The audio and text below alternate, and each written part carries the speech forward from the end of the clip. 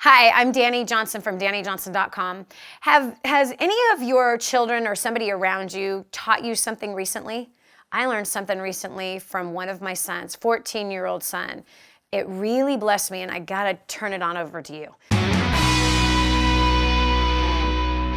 He had gone to a party. And he's a freshman in high school, and he's homeschooled. And he, at some point in his school life, he had gone to a school, a very conservative, and I mean very conservative, so conservative, we quite didn't fit into that place. But anyway, so conservative, you know, uniformed, everything was very conservative. I'm not going to get details on that, but a very conservative families that actually brought their kids to this school. And so I've known these kids, I've known these parents, we've done field trips together, other birthday parties, end of the year school parties, all of that kind of stuff, and we've stayed in touch with these families. Well, yeah, so Micah's gonna go to a party. I know exactly who's gonna be there. I know whose house is gonna be at. I know the parents. I know the parents of the kids that are gonna be there. I'm thinking, this is good. Well, Micah gets taken to this party, and within 3-4 minutes, my phone is ringing. And he is saying, "Mom, you have to come get me now." What? Why? Then he began to get emotional. "You need to come get me now. This environment is not where I want to be. There are things going on here that I should not see. There's things I'm hearing that I don't want to hear. Please come and get me now. And I also want you to come. I also want Cameron, which was a friend of his since the 5th grade, I want her to leave here too. I don't want her to be a part of what's going on here."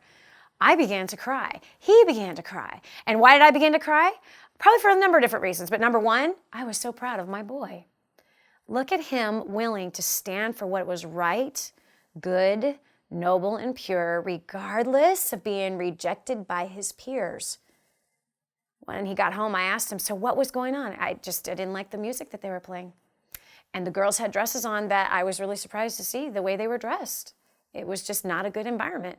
I could feel things going on inside of me that I didn't like the way it felt. I just don't want to be in that environment. I was like, I'm thinking somebody's necking behind a corner, the parents are gone, they're drinking, they're doing drugs. This is what I'm thinking was going on. But it wasn't. Micah had a standard of righteousness that was pretty high.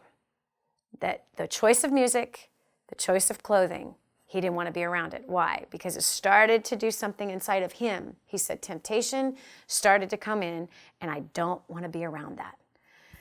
What can you use for that today? Where's your stance for standards against temptation?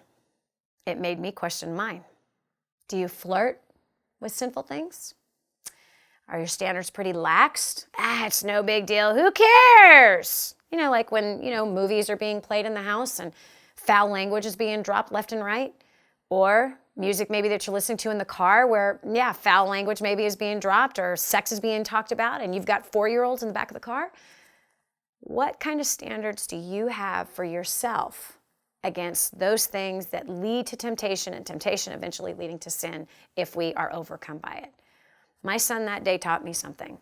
One, I need to question where my own standards are. What I consider to be sinful or tempting, and to shore those things up. So I hope today was helpful for you. Hey, please like this. I want our son Micah to get encouraged by you, as well as many others.